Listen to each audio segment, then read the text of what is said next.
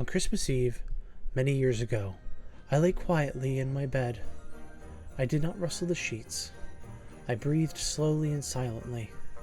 I was listening for a sound a friend had told me I'd never ever hear. The ringing bells of Santa's sleigh. There is no Santa, my friend had insisted, but I knew he was wrong.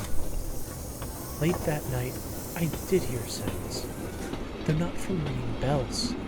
From outside came the sounds of hissing steam and squeaking metal. I looked through my window and saw a train standing perfectly still in front of my house. It was wrapped in an apron of steam. Snowflakes fell lightly around it. A conductor stood at the open door of one of the cars. He took out a large pocket watch from his vest and then looked up at my window. I put on my slippers and robe. I tiptoed downstairs and out the door. "All aboard!" the conductor cried out. I ran up to him. "Well," he said, "are you coming?" "Where?" I asked. "Why, to the North Pole, of course," was his answer. "This is the Polar Express." I took his outstretched hand, and he pulled me aboard. The train was filled with other children, all in their pajamas and nightgowns. We sang Christmas carols and ate candies with nougat centers as white as snow. We drank hot cocoa as thick and rich as melted chocolate bars. Outside, the lights of towns and villages flickered in the distance as the Polar Express raced forward. Soon, there were no more lights to be seen. We traveled through cold, dark forests where lean wolves roamed and white-tailed rabbits hid from our train as it thundered through the quiet wilderness. We climbed mountains so high it seemed as if we would scrape the moon, but the Polar Express never slowed down. Faster and faster we ran along, rolling over peaks and through valleys like a car on a roller coaster. The mountains turned into hills, the hills to snow-covered plains. We crossed a barren desert of ice, the great polar ice cap. Lights appeared in the distance. They looked like the lights of a strange ocean liner sailing on a frozen sea. "There," said the conductor, "is the North Pole." The North Pole. It was a huge city standing alone at the top of the world, filled with factories where every Christmas toy was made. At first we saw no elves. "They're gathering at the center of the city," the conductor told us. "That is where Santa will give the first gift of Christmas." "Who receives the first gift?" we all asked. The conductor answered, "He will choose one of you."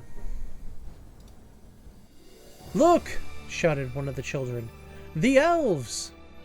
Outside we saw hundreds of elves. As our train drew closer to the center of the North Pole, we slowed to a crawl. So crowded were the streets with Santa's helpers. When the Polar Express could go no farther, we stopped and the conductor let us outside.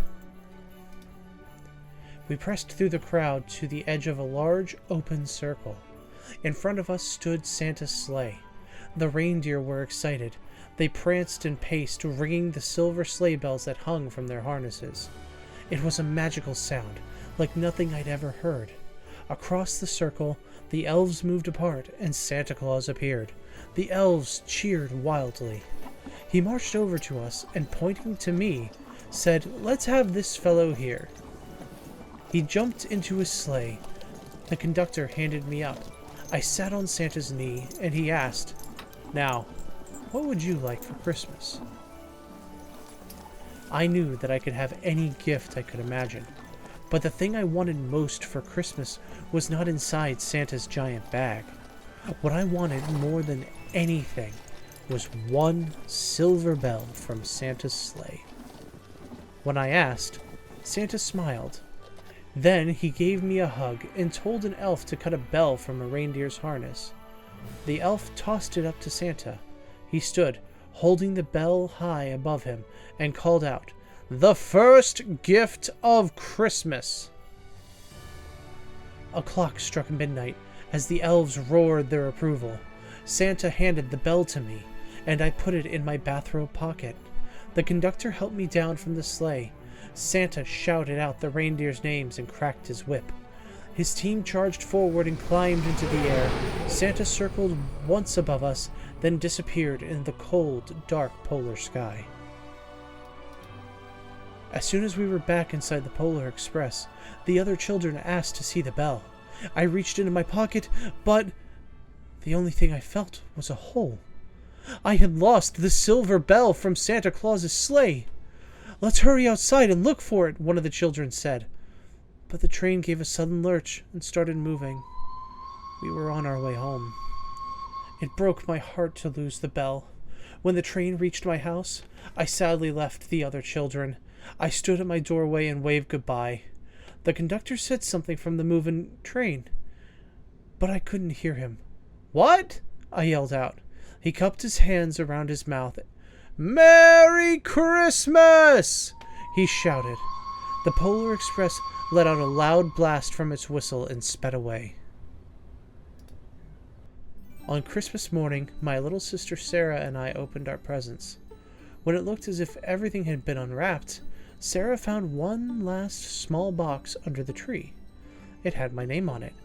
Inside was the silver bell. There was a note. "Found this on the seat of my sleigh. Fix that hole in your pocket. Signed, Mr. C." I shook the bell. It made the most beautiful sound my sister and I had ever heard. But my mother said, "Oh, that's too bad." "Yes," said my father, "it's broken." When I'd shaken the bell, my parents had not heard a sound. At one time, most of my friends could hear the bell, but as years passed, it fell silent for all of them. Even Sarah found one Christmas that she could no longer hear its sweet sound. Though I've grown old, the bell still rings for me, as it does for all who truly believe.